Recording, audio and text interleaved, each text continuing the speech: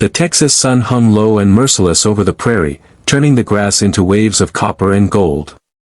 Jacob Harrison had been riding for 3 days straight, his horse's flanks streaked with sweat and dust, when he heard the sound that would change everything, a desperate, keening cry that cut through the wind like a blade through silk. He pulled his horse to a halt, every muscle tensed. In his 28 years on this earth, 6 of them spent as a ranch hand along the Brazos River, he'd learned to recognize the difference between animal distress and human suffering. This was unmistakably the latter. Against every instinct that told him to mind his own business in these dangerous borderlands of 1867, where former Confederate soldiers, displaced tribes, and opportunistic outlaws created a volatile mix, Jacob urged his mount toward the sound. What he found in the shallow ravine made his blood run cold. A young Comanche woman, no more than 19 or 20, lay crumpled against a rocky outcropping. Her traditional doeskin dress was torn and stained dark with blood that had soaked through the intricate beadwork. Her long black hair, usually worn in the elaborate braids of her people, hung in matted tangles across her face.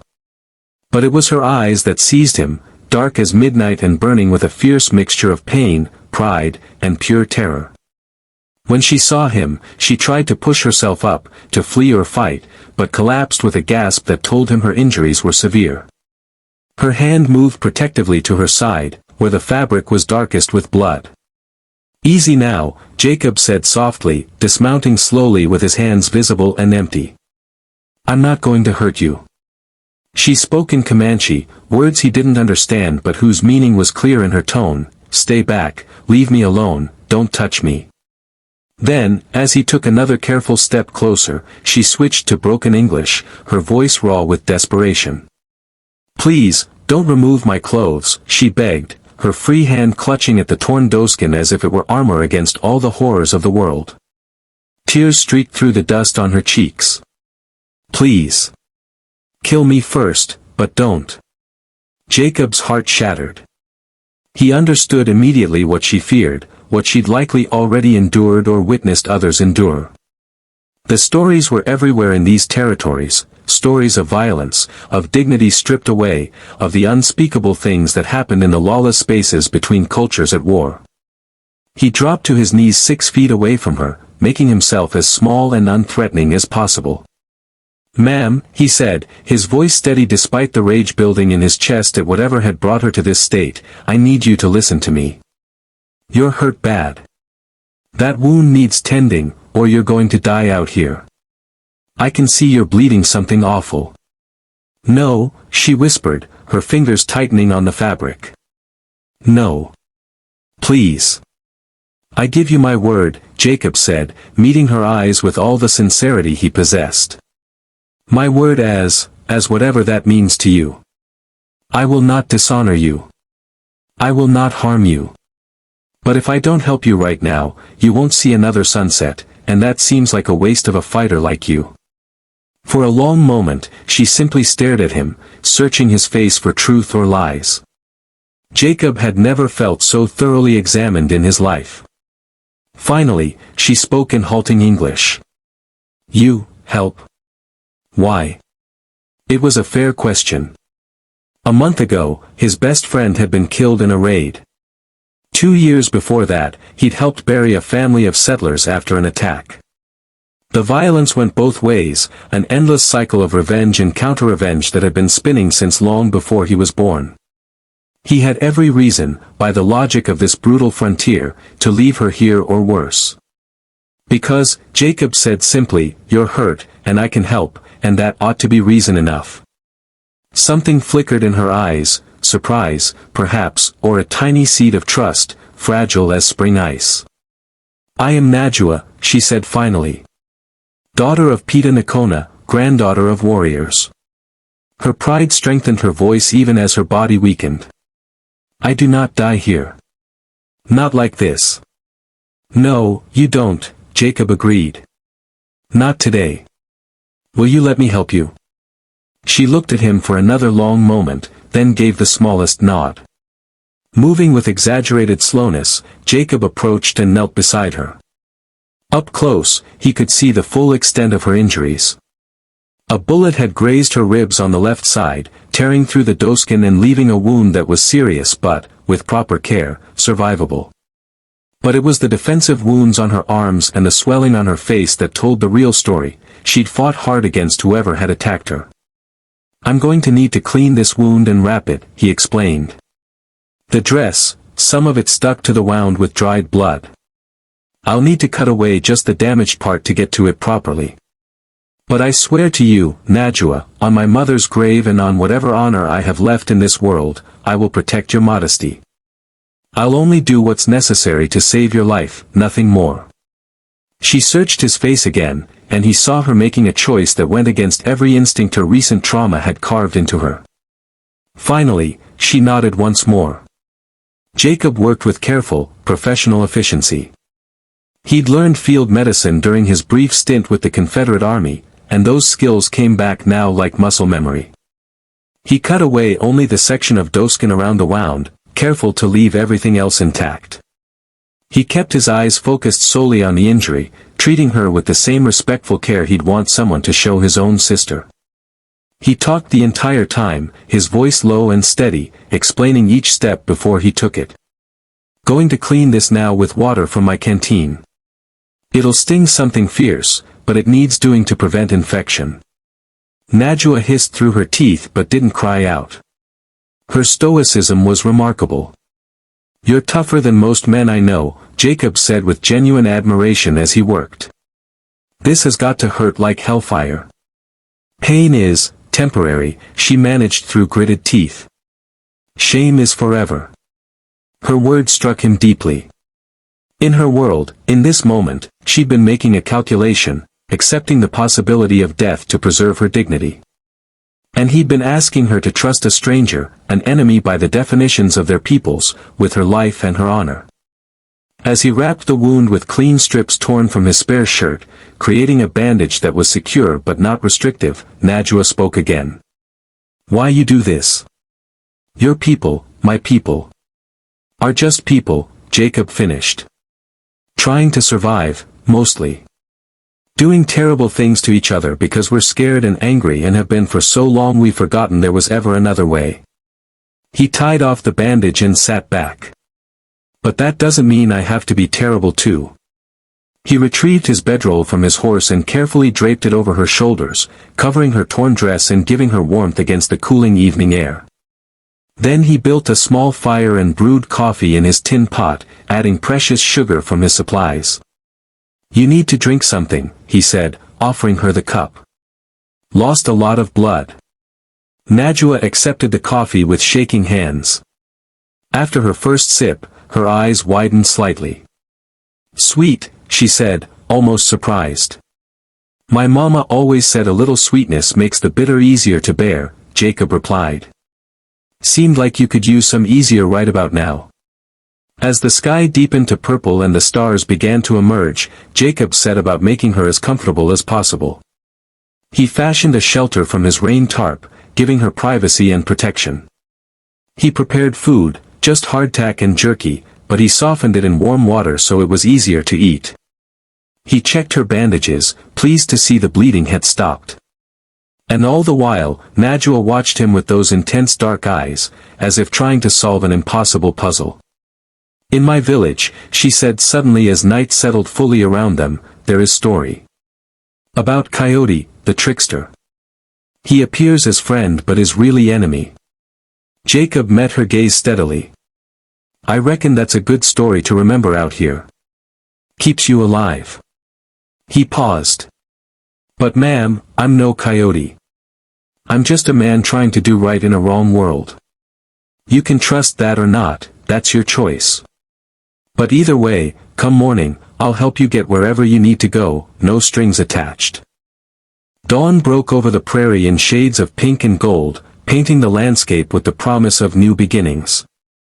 Jacob woke to find Najwa already awake, sitting up carefully, testing the limits of her injury.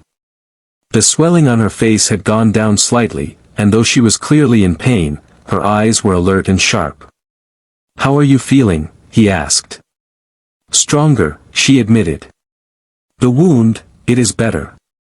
You have skill with medicine." Learned it the hard way, Jacob said. War teaches you things you'd rather not know. Over a breakfast of coffee and the last of his provisions, an unlikely conversation began. Najua's English was better than she'd initially let on, and as her fear subsided, her natural intelligence and curiosity emerged. She asked him questions about his life, his family, why he was out here alone. He answered honestly, told her about his family's farm in Tennessee, destroyed during the war, about his younger sister Martha, who died of fever, about his attempts to find a new start in Texas that felt increasingly futile. In turn, she shared pieces of her own story. Her mother had been taken captive by the Comanche as a child, the famous Cynthia and Parker, though Najua called her by her Comanche name, Najua. She'd been raised as Comanche, married a chief, and never wanted to return to white society, even when given the chance. Najua had been raised between two worlds, understanding both but fully belonging to neither. Yesterday, Najua said quietly, there were 3 men. White men. They were. She struggled for words, then just said, bad men. They wanted, many things. To hurt, to take. Her hand moved unconsciously to her side. I fought. I ran. One shot at me, but I kept running. Then you came. Jacob's jaw tightened. Do you know where they went? Why? She looked at him sharply. You want to find them? Want to make sure they don't find you again, he said simply. Something softened in her expression. They went east. To the town maybe. They were drinking from bottles. Falling, laughing. Stupid men. The worst kind of dangerous, Jacob agreed. As the morning warmed, he helped her to her feet. She swayed but remained upright, her pride evident in every movement. Together, they assessed their situation. Her camp wasn't far, she said, but returning there might not be safe if those men came back. His ranch was 3 days' ride north, but in her condition, she couldn't make that journey.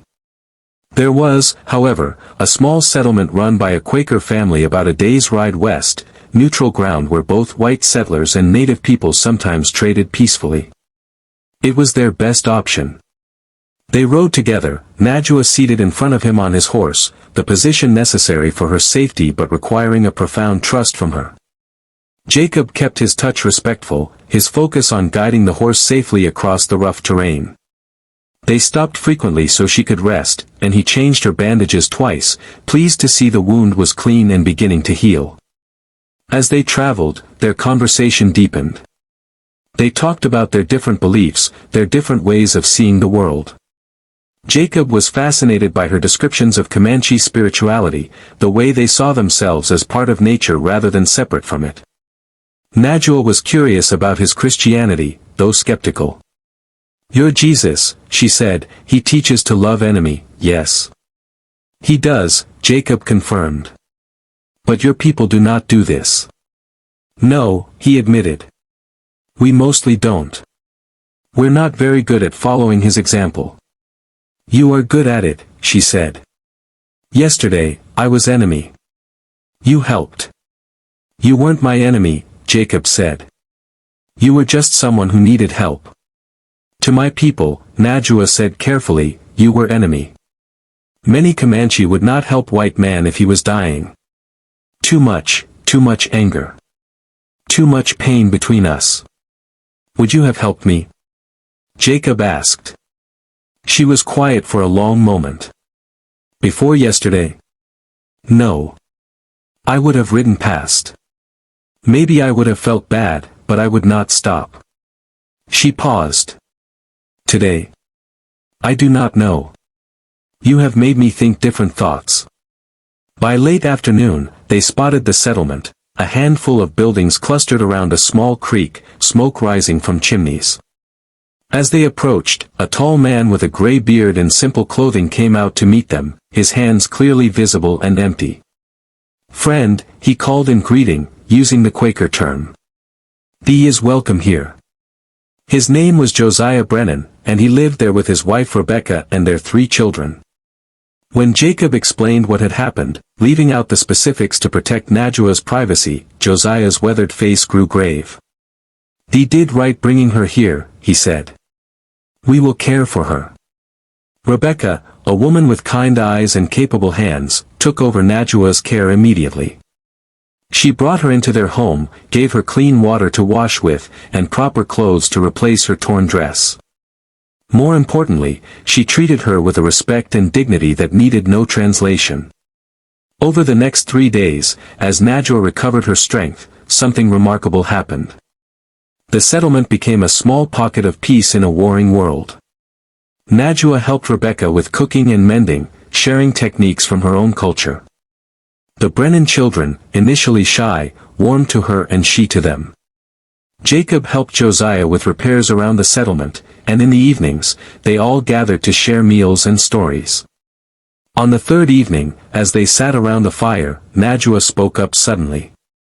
"I have been thinking," she said. "About what happened. About choices." She looked at Jacob.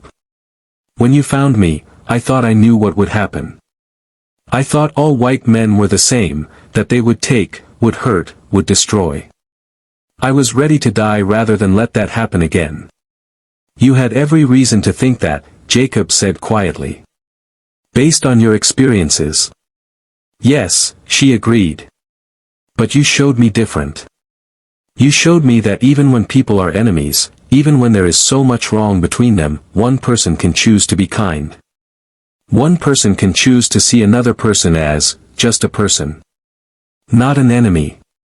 Not a thing to hate or use. Just a person who needs help." Rebecca wiped tears from her eyes. Even Josiah, usually stoic, seemed moved. "I go back to my people soon," Najua continued. "The wound is healing good. But I will tell them this story. I will tell them about the cowboy who kept his word. Who protected when he could have harmed. Who gave when he could have taken." She looked around at all of them. "Maybe it will change nothing. Maybe the wars will keep happening. But maybe one person hears the story and they choose different too. And then another. And another."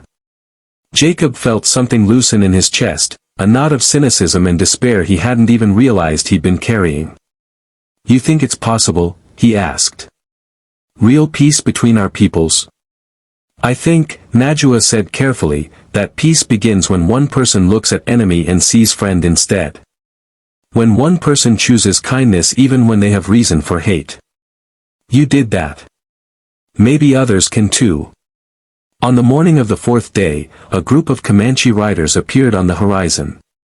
Josiah and Jacob tensed instinctively, but Najua raised her hand. "My brothers," she said. "They have been looking for me." The reunion was emotional. Her brothers, 3 strong warriors, embraced her carefully, checking her wounds, speaking rapidly in Comanche. Then they turned to Jacob and the Brennans, and for a tense moment, no one moved. Najua spoke to them in Comanche, gesturing to Jacob, her tone firm and insistent. One of her brothers stepped forward. He looked Jacob up and down, his expression unreadable. Then, slowly, he extended his hand. "My sister says you saved her life," he said in accented but clear English. "She says you kept your honor when you did not have to. This I will remember." Jacob shook his hand, feeling the strength in the warrior's grip. "Anyone decent would have done the same." "No," the warrior said flatly. "They would not. We know this. You know this." He paused. "You are enemy to my people. This does not change.